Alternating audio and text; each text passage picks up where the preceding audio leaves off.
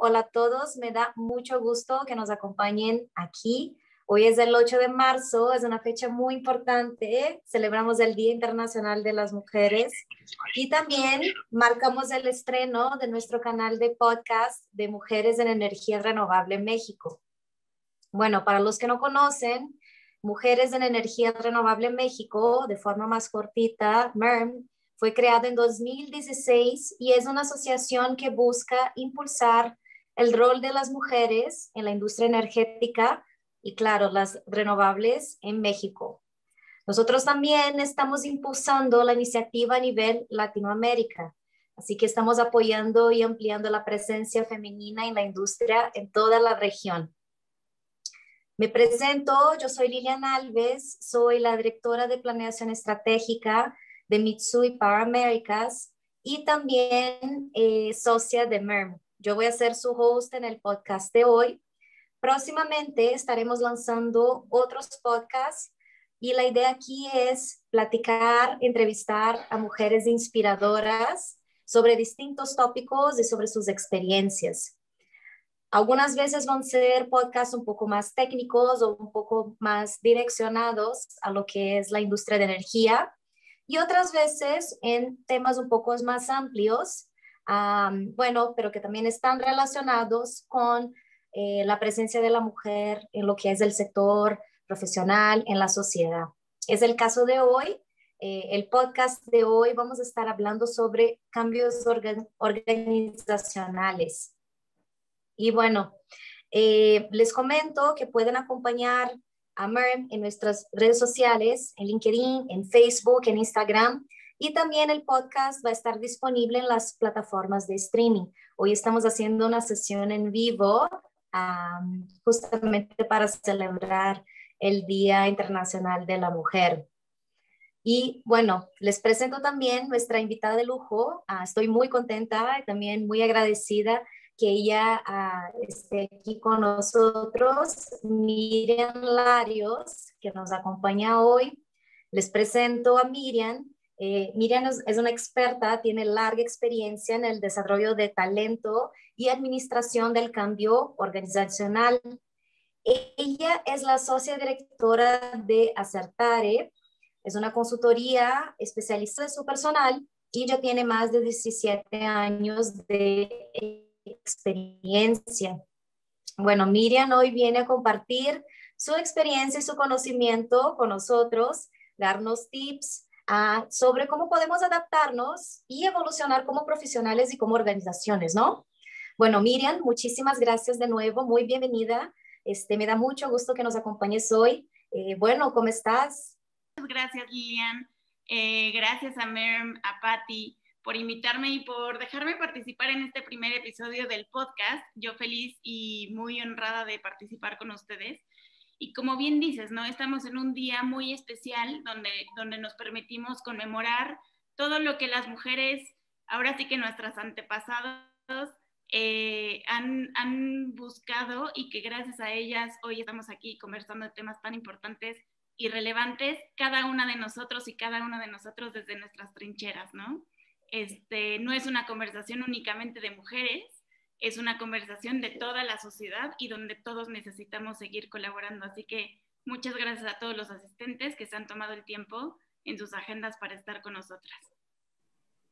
No, excelente. Gracias a ti. Realmente es un día, bueno, para pensar en todo lo que hemos avanzado en los últimos 100 años, pero también en todo más que aún podemos avanzar, ¿no? Y bueno, agradecer a los cambios que ya hemos vivido y pues trabajar para alcanzar los cambios que aún no hemos visto. Miriam, para empezar, me gustaría que me contaras un poco cómo ha sido tu trayectoria. Explícanos cómo te involucraste con el tema del cambio organizacional y también yo creo que como es un tema un poco amplio, ¿qué realmente significa el cambio organizacional, no? Pues sí, mira Lilian, yo estudié pedagogía, desde siempre he trabajado en temas que me apasionan, que es el comportamiento humano, y a partir de que entendí que la pedagogía literalmente estudia al hombre y a la persona como un ente desarrollable, como un ente perfectible, es ahí cuando a mí me encantó y me apasioné en ese sentido. Y empecé mi carrera no dedicándome en temas organizacionales, sino yo buscaba un ámbito más familiar, incluso hasta de adolescentes. Pero fue cuando me empecé a vincular con organizaciones y empecé a entender el impacto ante la sociedad de las empresas, ¿no? La gente que colaboramos en el sector empresarial, trabajamos 40 horas a la semana, según la ley, ¿no? Pero terminan siendo más horas y que cuando no estamos cumpliendo nuestros propósitos individuales, realmente la forma y el trabajo y el propósito organizacional cobra relevancia en el impacto social. Cuando comprendí eso, decidí que quería que mis intervenciones fueran en el sector empresarial para hacer un eco, ¿no? Y que en ese eco realmente pues se viera el beneficio de poder colaborar en este ambiente. Y me fui formando como coach, me fui formando tomando siempre educación y formación en temas de skill softs, y en temas de formación en Harvard Business Review, en certificaciones de gestión de proyectos, de change management. Y bueno, pues el día de hoy formo parte de una organización que llamamos Acertare, y Acertare tenemos un propósito muy claro, que es trascender con los cambios que las organizaciones están implementando. Vivimos en un entorno altamente cambiante y principalmente, para ser muy simplista, ¿a qué nos dedicamos? Es que una organización tiene ciertas funciones sociales y dentro de su operación funciona, digamos que desde arriba abajo, ¿no? Trabajando con estrategia o lo operativo a través de sus procesos y la manera en que se ejecutan y el cómo lo consiguen, hablando del tema de cultura y de valores. Cuando una organización hace modificaciones o en su estrategia o en su operación o en la manera en que lo consiguen, que es su cultura organizacional, nosotros nos encargamos de acompañarlos y de administrar cualquiera de esos cambios para lograr que se ejecuten correctamente. Entonces, en ese sentido, pues es parte de lo que me trae aquí a platicar con ustedes sobre toda esta experiencia y dotarle de la experiencia que tiene los roles de liderazgo femenino. No, excelente. Y bueno, hablando de Acertare, yo estaba ahí viendo el sitio de ustedes y me llamó mucho la atención porque luego cuando entras de la portada dices, cambiar o no, ese es el dilema, ¿no? Así como que un cuestionamiento. Me pareció interesante, pero la verdad es que yo creo que no es tanto, no me parece tanto un dilema, ¿no? Vivimos en un mundo que está en constante cambio, en industrias que están cambiando y evolucionando, cómo la sociedad está evolucionando, cómo los mercados están evolucionando. Y claro, yo lo que veo es que este cambio de lo que pasa en la sociedad se refleja en las organizaciones, se refleja en el mercado, ¿no? Entonces, quería entender ahí cómo ves esto. Por mi parte es más entender, por ejemplo, yo imagino el cambio en relación a cómo estamos cambiando y a qué velocidad también, pero ¿cómo ven ustedes eso? Pues es súper interesante lo que mencionas, ¿no? Porque los cambios, digamos, vienen de manera externa a veces y sí, cuando el entorno, la pandemia, la época digital, pues nos está impulsando a querer cambiar. Pero te voy a contar una cosa, Lilian. El cambio se da de manera individual. Es decir, saber que algo está pasando afuera no es comprender el por qué está pasando. Y comprender no es decidir hacerlo, no es decidir sumarme a ese tren. Y decidir sumarme a ese tren no significa el saber cómo hacerlo. ¿Me explico? Es todo un proceso. Es darme cuenta que algo está sucediendo en el mundo y se queda en un nivel de saber, de conocer, ¿no? Oye, me doy cuenta que algo está sucediendo, pero no necesariamente me impulsa a querer subirme al tren.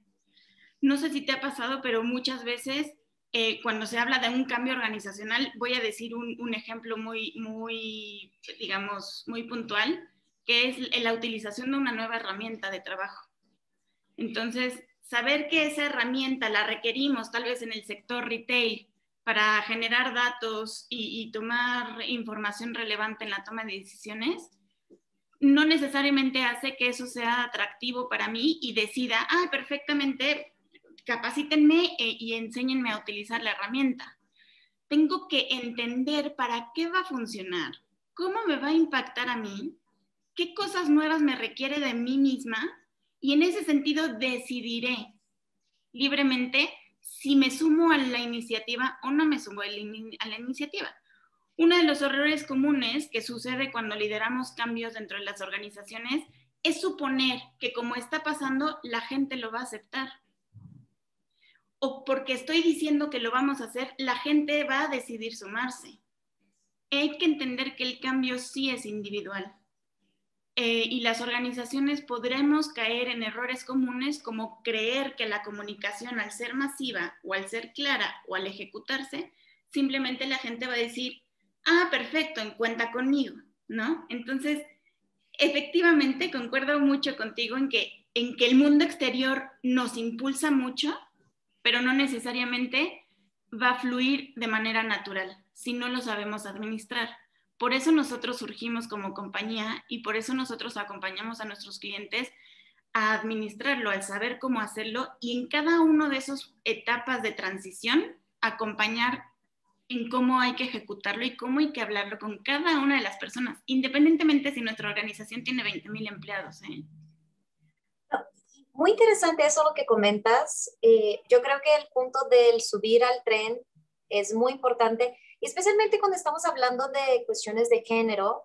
Creo que por un lado, por ejemplo, uno pensaría que todas las mujeres estarían de acuerdo también en tener oportunidades iguales y etcétera. Y creo que hay un proceso de convencimiento en este sentido, pero también creo que hay mucho que hablar sobre cómo hacer con que los hombres también se suban al tren de que es la búsqueda de oportunidades iguales entre hombres y mujeres, ¿no? Por ejemplo, nosotras que estamos en el mercado de energía, el mercado de energía es un mercado sumamente masculino, en su pasado ha sido mucho. Yo creo incluso que con las energías renovables han abierto más oportunidad para que pues más gente entre en el mercado y con diferentes perfiles, pero aún así es interesante. Hay una razón por la cual tenemos una asociación de mujeres en energía renovable, ¿no? Porque aún vemos retos y barreras dentro de la industria como tal. ¿Cómo trabajar, digamos, esto de invitar a que stakeholders, a que personas que no necesariamente están involucradas en el tema también se puedan subir al tren? O sea, ¿qué barreras vemos ahí, pero también qué herramientas o qué cosas podemos hacer para que más personas se puedan juntar a la causa, por así decir? Es fundamental lo que dices y creo que yo veo diferentes retos. Hace ratito también comentaba en otra reunión que tenemos, el sector empresarial, tenemos retos heredados de otros sectores, como es el educativo. El sector educativo, una de las cosas que está buscando es disminuir la brecha de The Dream Gap, ¿no? Se le llama The Dream Gap cuando una niña, cuando es pequeña, tiene una aspiración o un sueño, de ese sueño ser grande. Yo quiero ser de grande futbolista o científica o quiero ser astronauta. Y que conforme van avanzando en su trayectoria, van olvidando ese sueño porque en la realidad se topan con diferentes obstáculos. El sector educativo y el gubernamental están buscando mucho reducir esa brecha, que es heredada. Me refiero que es heredada porque cuando estamos en las organizaciones buscamos perfiles diversos para tomar la decisión de cómo seguir apoyando en el liderazgo a las trayectorias profesionales de la mujer. Y de repente cuando te encuentras de 10 posiciones a una sola mujer, pues hasta por estadística, ¿no? Se va reduciendo la probabilidad de, digamos, de llegar. Entonces hay que trabajar desde el inicio, que es desde la educación, y buscar cerrar esa brecha. Pero cuando nosotros ya llegamos, cuando ya llegan esos perfiles, digamos, al sector organizacional o profesional, hay que seguir impulsando eso y es entender la trayectoria de las mujeres dentro de la organización. ¿En qué momento desertan? Se habla de deserción porque una mujer entra a una posición, va escalando y en algún momento las estadísticas nos dicen que se frenan, pero no únicamente por decisión de la empresa, también por decisiones propias. Y tiene que ver muchas veces con maternidad, tiene que ver con las creencias de la capacidad respecto al liderazgo femenino, etc. Estamos en un momento donde dentro de las organizaciones tenemos que tener claridad en qué momento del camino existe mayor deserción para establecer políticas y mecanismos que atiendan desde la causa, desde la raíz, y no únicamente con las políticas o con mecanismos que se han implementado desde el gobierno o las normativas, como pueden llegar a ser las cuotas, ¿no? Hay que ir a la causa raíz. Y para complementar el enfoque que tiene que ver con que mujeres lleguen a la alta dirección, tiene que ver con buscar complementariedad en la toma de decisiones y en el estilo de liderazgo. Como tú decías, llevamos 100 años, yo digo 200 años, 200 años experimentando los resultados del liderazgo masculino. El día de hoy estamos apenas recabando los resultados de liderazgos meramente y puramente femeninos, los cuales son y nos van demostrando que la manera de abordar la toma de decisiones, la manera de abordar la gestión de crisis, la manera de abordar la gestión de equipos de trabajo son diferentes, pero los resultados, como los estamos viviendo hoy, de liderazgos femeninos, también son igual, e incluso en estadísticas se demuestra que tienen mejores resultados. Pero hay que entender que las características y el medio es diferente. Y si logramos como organizaciones buscar en los equipos de trabajo la complementariedad, entonces, ¿qué te cuento? Los resultados se van a ir al cielo, porque tenemos lo bueno de ambos mundos y eso hay que comprenderlo. Creo que en medida, Lilian, en que las organizaciones tengamos claro cuál es el estilo femenino, lo promovamos y lo evaluemos con esas características y no únicamente el masculino, llegaremos a la complementariedad, que creo que es el objetivo que buscamos conseguir, ¿no? Sí, y es muy buen punto lo que comentas, porque a veces también tenemos el caso que dicen, pues mira, esta mujer en un puesto alto y nunca necesitó algo en particular o una política específica, o a veces también, digamos, yo creo que por mucho tiempo, por el lado de las mujeres, se intentó replicar el estilo de liderazgo masculino, justamente de una forma de encajarse dentro de lo que era lo entendido por un buen líder, ¿no? Que tiene que ser agresivo, que tiene que hablar alto, dar respuestas muy rápidas, etcétera, ¿no? Cuando estamos hablando, por ejemplo, de esto del estilo de liderazgo femenino, también hay que reconocer que ni todas las mujeres son iguales, claro, como ni todos los hombres son iguales. Entonces, ¿qué estamos hablando ahí en este caso más en concreto? Cuando hablamos de reconocer lo que sería este estilo de liderazgo femenino, ¿a qué más o menos estamos intentando, por así decir, complementar con lo que existe hoy? Creo que es brutal ese tema que tocas porque empezamos a hablar del sesgo, del sesgo, ¿no? Del sesgo de decir, o de los estereotipos.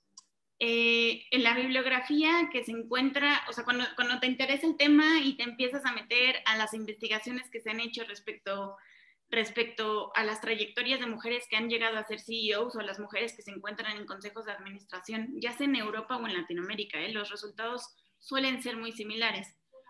Nos damos cuenta que cuando se entrevistan a esas personas, a esas mujeres, tienen castigos y culpas que dejan y que les pesan mucho más que a un hombre por las exigencias sociales que tenemos. Es decir, hay cuestionamientos que se le hacen a las mujeres actualmente que a los hombres no necesariamente. Y que empezamos a hacerlas, pero es por esta labor de exigir. Pero ¿a qué me refiero? A tener que luchar contra más obstáculos que un hombre. Una mujer es cuestionada que si no es Es decir, lo he vivido con personas a quienes he entrevistado dentro de las empresas y me dicen, a mí me cuesta, yo cargo con culpa de dejar a mi familia, de tener que estar viajando de las 52 semanas, tener que viajar 30 semanas al año.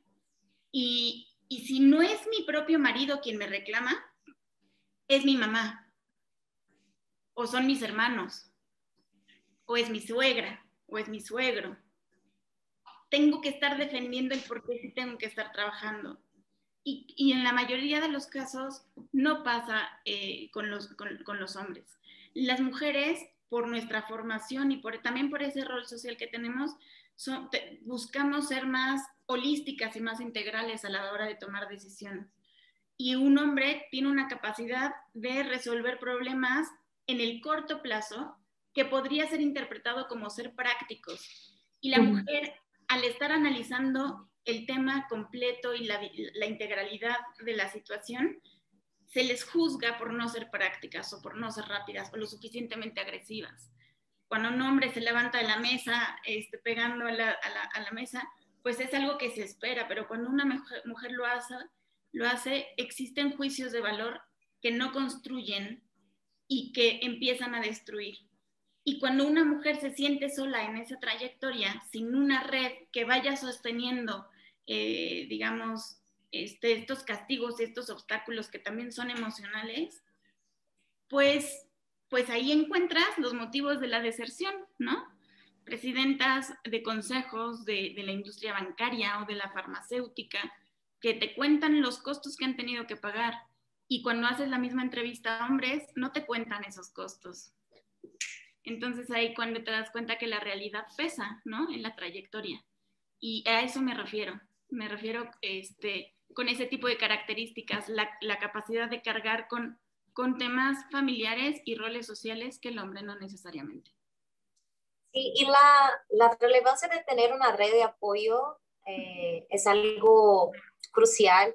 Yo digo eso también porque es algo que es lo que intentamos hacer nosotras dentro de la asociación, ¿no? Tener un espacio donde no solo estemos ahí como que las cheerleaders para que haya más mujeres en el sector, pero también una vez que ya están, que también podamos lograr nuestros objetivos, ¿no? Es muy interesante, tenemos nuestros chats y las pláticas y cuando nos reunimos también ahora de forma virtual, pero antes de forma presencial, justamente intercambiar estas experiencias ayuda mucho porque ves que no es algo que te encuentras sola, que son retos que yo en mi compañía puedo ver, que mi amiga en una otra compañía también lo puede ver y que compartimos por estar en el mismo sector, pero simplemente por estar en la industria profesional, ¿no? Entonces, ahí yo creo que es algo muy relevante y justo también hablando un poco sobre el tema de cómo incorporar más mujeres en altos puestos, una de las cosas que habíamos platicado también es sobre esta responsabilidad de abrir caminos. Creo que una de las ideas que tenemos como asociación es dar visibilidad a que el rol de la mujer dentro de la industria no solo es necesario, pero muy importante, agrega bastante, ¿no? Pero quisiera que me pudieras platicar un poco sobre eso, sobre esta responsabilidad de abrir caminos que las mujeres tienen una vez que ya están en puestos más altos. Exacto. Yo me baso siempre en un ejemplo, en una anécdota de algo que me impresionó. Una vez que leí en el periódico una nota de los 90, no me acuerdo de qué década, pero en la administración de Margaret Thatcher. Y era una frase de Reagan, el presidente en ese momento de Estados Unidos, donde mencionaba que Margaret Thatcher es el mejor hombre de Inglaterra. Esa fue su declaración. Yo recuerdo que cuando lo leí me impactó muchísimo porque dije, ¿por qué una mujer tiene que masculinizarse para ser exitosa respecto a los ojos del mundo en ese momento, ¿no? Y creo que a medida de esas anécdotas y a partir de que la sociedad hemos ido avanzando, nos damos cuenta que, exacto, no es necesario mimetizarnos. mimetizarnos para tener ese éxito. En una sesión en la que participé dentro de la industria de tecnología, que invitaron a varias mujeres líderes en el sector, yo me acuerdo que le pregunté a una de las ponentes, que era la directora legal global de una corporación global de todo el mundo, literalmente, y le pregunté cómo como mujer tenemos que seguir impulsando desde nuestros roles de liderazgo. Y me acuerdo claramente que me contestó desde dos perspectivas. Una de ellas fue: nunca dejes de ser femenina, nunca dejes de ser mujer, independientemente en qué foro te encuentres. Porque uno de los obstáculos que ella vivió en el sector jurídico, legal, siendo como abogada, decía: si yo no soy agresiva como hombre, si yo no me pongo los pantalones, o sea, te puedo ser contundente en falda. No tengo que ser femenina de una manera que en estereotipo es débil o sumisa. Puedo serlo, puedo ser contundente, puedo ser concreta, puedo ser incluso agresiva, ¿no? Para mostrar una postura con lipstick, con falda y bien arreglada. Y eso se une también el otro punto que mencionaba, ¿no? Nunca critiques a una mujer porque ya tiene muchos obstáculos. Y a lo cual yo le contestaba esto, ¿no? Claro que puedes criticar, pero puedes exigiendo. Hay que convertirnos en el escalón de la otra, no en otro obstáculo que vencer.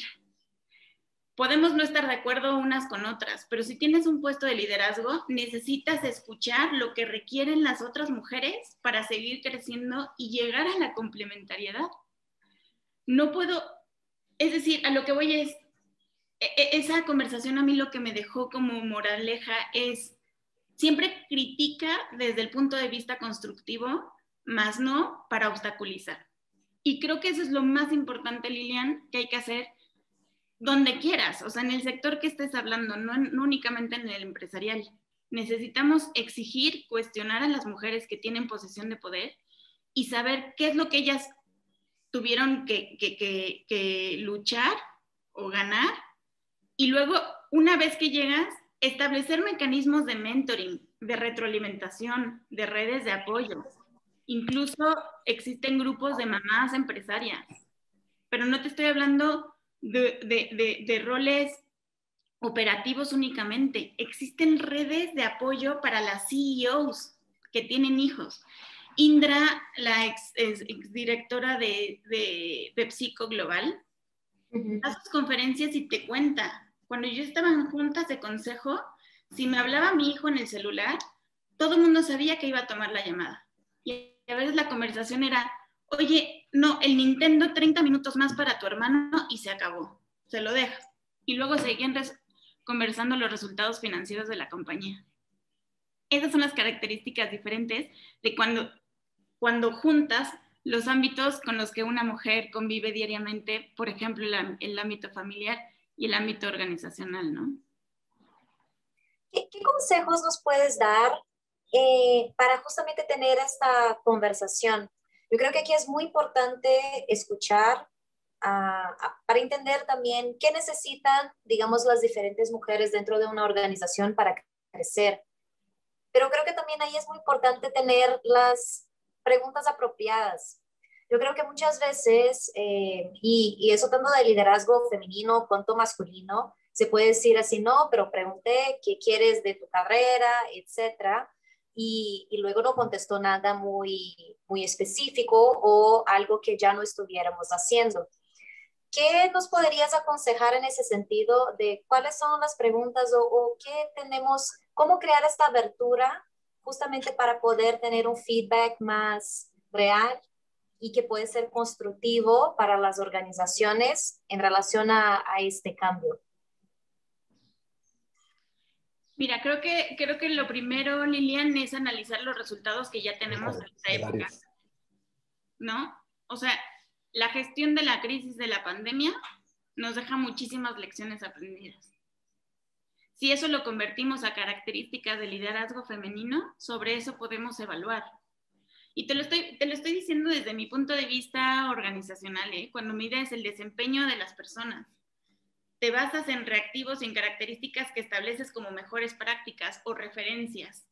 Nos toca en este momento, creo que el principal feedback es evaluar lo que ha sucedido en este año y el pasado, 2020.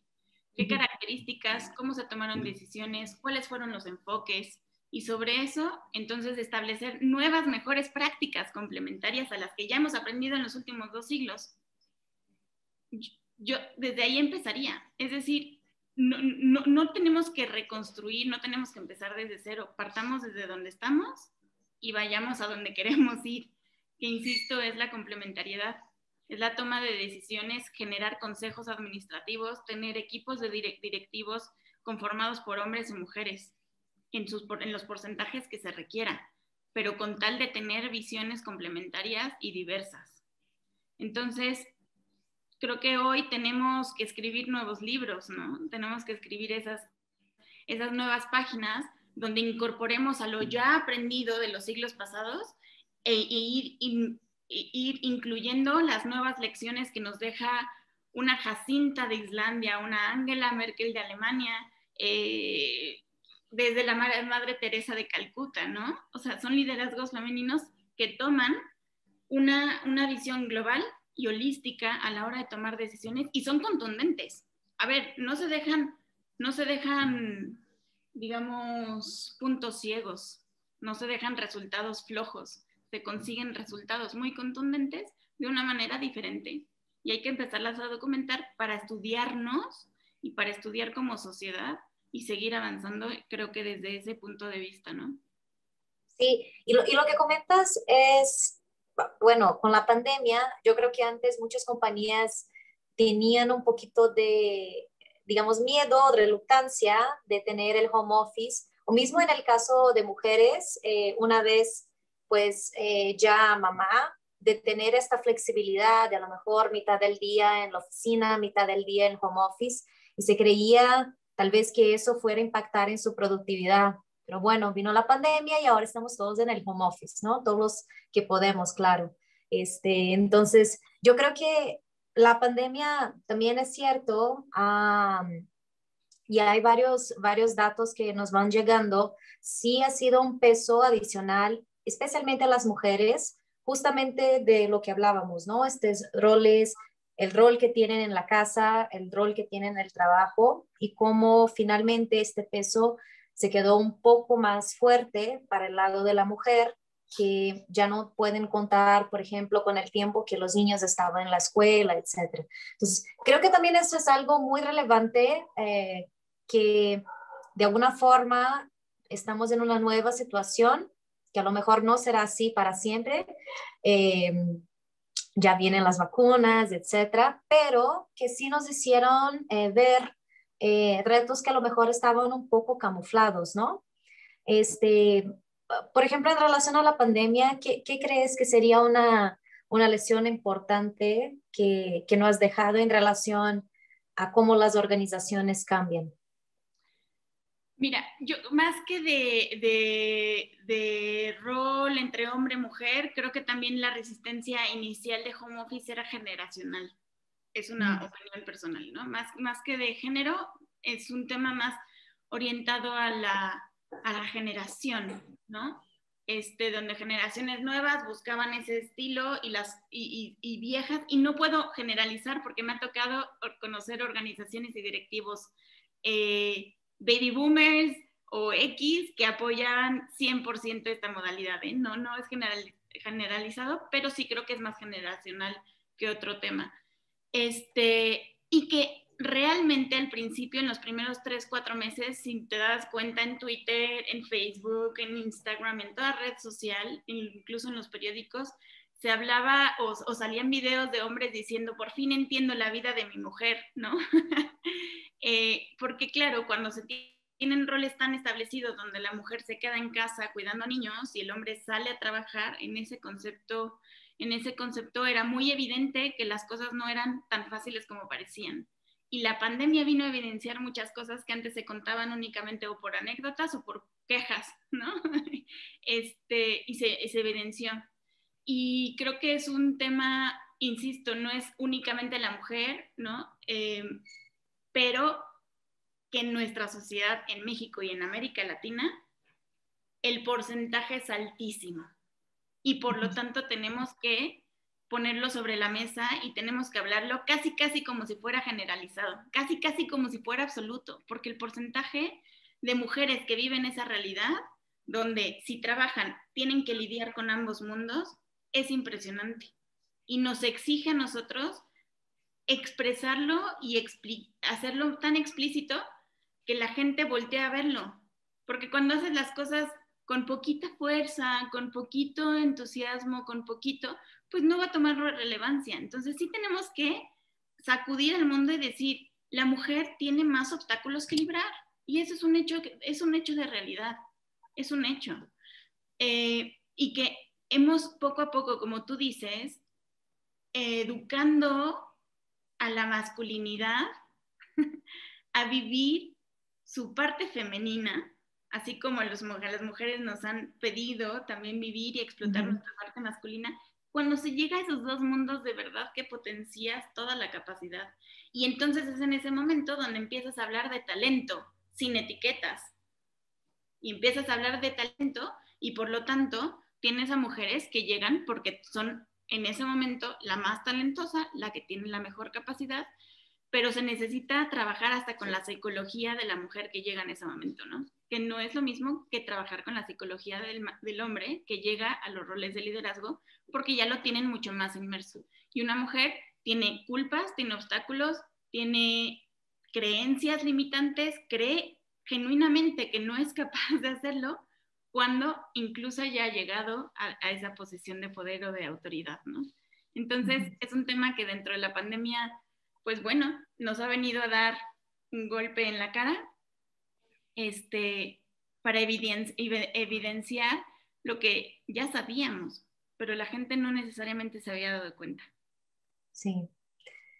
Y Miriam, yo veo también de nuestro tiempo un poco corto, pero antes sí quería preguntarte, este es un tema, bueno, que da para mucho más, pero si quisiéramos seguir aprendiendo, leyendo, escuchando sobre el cambio organizacional relacionado al género, pero también de forma general, ¿qué nos recomienda ahí? ¿Qué podemos leer, escuchar, ver?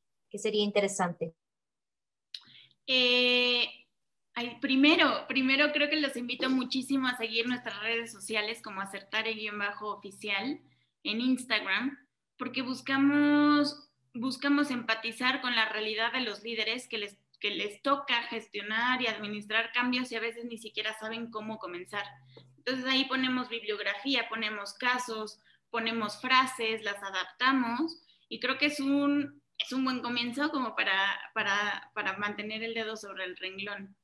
También construir y seguir redes. En LinkedIn existen grupos increíbles. Yo hace como un mes abrí un grupo que se llama Mayday Adoption, donde la intención es crear espacios donde líderes, y cuando hablo de líderes son todas las personas que les toca gestionar cambios, pueden compartir prácticas, porque ya no estamos en un mundo individualista, como en los 60, ¿me explico? Donde las organizaciones tenían sus propias estrategias, blindaban y ellos continuaban. Ahora estamos en un mundo donde el compartir debe de ser lo habitual. Compartir mejores prácticas, casos de éxito, casos de no éxito, de fracaso, que ayudan muchísimo a saber a otros cómo seguir. Entonces, en LinkedIn yo les recomiendo este grupo, se llama Mayday Adoption, después lo podemos postear en MERN. Y para mí, libros básicos, tengo tal vez dos que hablan del enfoque de cómo una organización se desarrolla. Uno de ellos es Empresas Conscientes, de Fred Kaufman, que tiene que ver con saber cuál es tu propósito y cómo lo vas a ejecutar a través de la cultura, ¿no? Y Empresas Exponenciales, que nos posiciona en nuestro entorno actual, que es la era digital y la era de exponencialidad. Solo por ser muy corta en estas recomendaciones, ¿no? Pero bueno. No, excelente. Y creo que ahí la palabra clave es compartir. Es también lo que queremos hacer con este podcast, es poder, digamos, traer diferentes visiones y compartir esta experiencia, pues con las personas de nuestra asociación, pero también con todos los que nos están escuchando y participando de esta sesión hoy y más adelante también, ¿no? Miriam, te quiero agradecer muchísimo por tu participación. Ha sido muy enriquecedor.